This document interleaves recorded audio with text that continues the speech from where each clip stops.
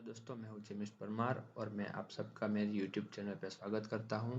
दोस्तों, आज के ट्यूटोरियल में हम ये सीखने वाले हैं कि सॉलिड वर्क में स्केच मोड में हम स्प्लाइन और इलिप्स कैसे ड्रॉ कर सकते हैं। तो चलिए आज का ट्यूटोरियल शुरू करते हैं। तो हम सबसे पहले शुरू करते हैं स्प्लाइन कमांड से। स्प्लाइन कमांड में हमें दो तरह की स्प्लाइन सीखनी है। पहली जो है वो है स्प्लाइन, दूसरी जो है वो है स्टाइल स्प्लाइन। तो पहले हम स्प्लाइन कैसे ड्रॉ की जाती है ये देख लेते हैं। तो स्प्लाइन लेने के बाद मुझे क्या करना है, मुझे स्क्रीन पे रैंडम क्लिक करना है। जो भी मैं शेप की लाइन ड्रॉ करना चाहूँ वो शेप की लाइन में यहाँ पे ड्रॉ कर सकता हूँ। और अगर मुझे स्प्लाइन कमांड क्लोज करना है तो मुझे क्या करना है, राइट क्लिक करके सिलेक्ट पे क्लिक कर देना है। तो स्प्लाइन कमांड है वो वहाँ पे स्टॉप हो जाएगा। पहले मैं ये बता देना चाहता हूँ आपको कि स्प्लाइन कमांड का जो यूज़ होता है वो अनइवन शेप की लाइन ड्रॉ करनी होती है तभी यूज़ होता है। देखो यहाँ पे जो मैंने शेप बनाया है वो इवन शेप नहीं है, मतलब कि ये लाइन जो है वो स्ट्रेट नहीं है, हॉरिजॉन्टल भी नहीं है, वर्टिकल भी नहीं, ये कर्वेचर लाइन बनती है। तो जब भी हमें कर्वेचर लाइन बनानी हो तब हम स्प्लाइन कमांड का यूज़ करते हैं। अब हम दूसरी लाइन देखते हैं। दूसरी जो है वो है स्टाइल स्प्लाइन। अब वो ड्रॉ कैसे की जाती है ये देख लेते हैं।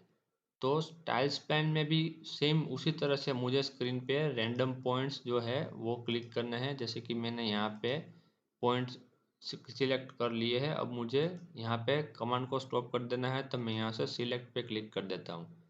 तो अभी ये दोनों की दोनों लाइन का जो डिफरेंस है वो आपको स्क्रीन पे दिख रहा होगा। ये जैसे कि ये जो लाइन है वो उसके सेंटर लाइन के साथ बन रही है। जो हमने पॉइंट सिलेक्ट किए हैं उसके सेंटर लाइन के साथ ये लाइन जो है वो बन रही है।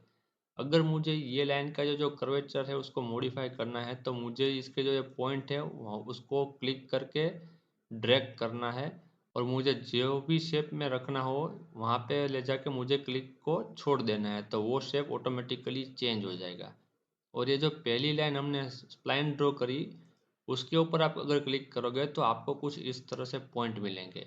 अगर ये लाइन का कर्वेचर आप चेंज करना चाहते हो तो ये पॉइंट को आप ड्रैग करके उसका कर्वेचर आप चेंज कर सकते हो।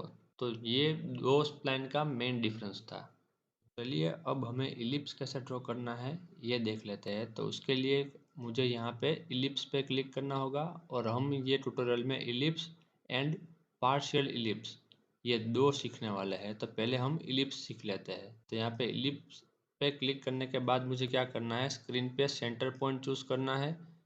सेंटर पॉइंट चूज़ करने के बाद मुझे उसका एक एंड पॉइंट चूज़ करना है। एंड पॉइंट चूज़ करने के बाद मुझे इलिप्स का दूसरा पॉइंट जो है वो चूज़ करना है। मतलब मुझे इलिप्स ड्रॉ करने के लिए 3 पॉइंट की ज़रूरत पड़ेगी। ये उसका पहला पॉइंट जो सेंटर पॉइंट होगा, उसके बाद दूसरा पॉइंट और उसके बाद तीसरा पॉइंट। तो इस तरह से मैं इलिप्स ड्रॉ कर सकता हूँ। अब हम जो सीखने वाले हैं वो है पार्शियल इलिप्स। कि हमें पहला पहला पॉइंट चूज़ करना है, उसके बाद दूसरा पॉइंट चूज़ करना है, उसके बाद तीसरा पॉइंट चूज़ करना है। और आप जहाँ पे तीसरा पॉइंट चूज़ करोगे वहाँ से इलिप्स ड्रॉ होना शुरू होगा। जैसे कि यहाँ पे मैंने पार्शियल का ये वाला पॉइंट चूज़ कर लिया तो इलिप्स जो ड्रॉ होगा वो यहाँ से शुरू होगा।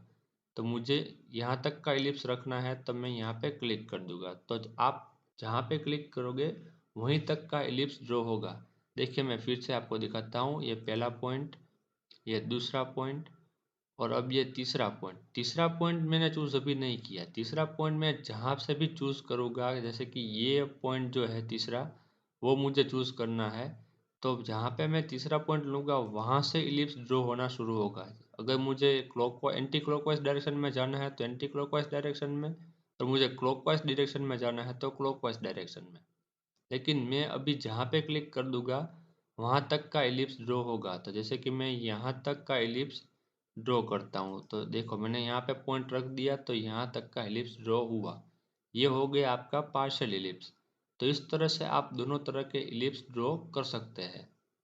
तो दोस्तों आज के ट्यूटोरियल में हमने स्प्लाइन और इलिप्स ये दो कमांड को स्केच मोड में कैसे यूज़ करना है ये सीखा। अगर आपको ट्यूटोरियल में कोई चीज़ समझ में ना आई हो तो आप कमेंट कर सकते हैं। अगर आपको ये ट्यूटोरियल पसंद आया हो तो आप लाइक कीजिए और जितना हो सके उतना शेयर कीजिए, और अगर आप चैनल पर नए हो तो चैनल को सब्सक्राइब कीजिए।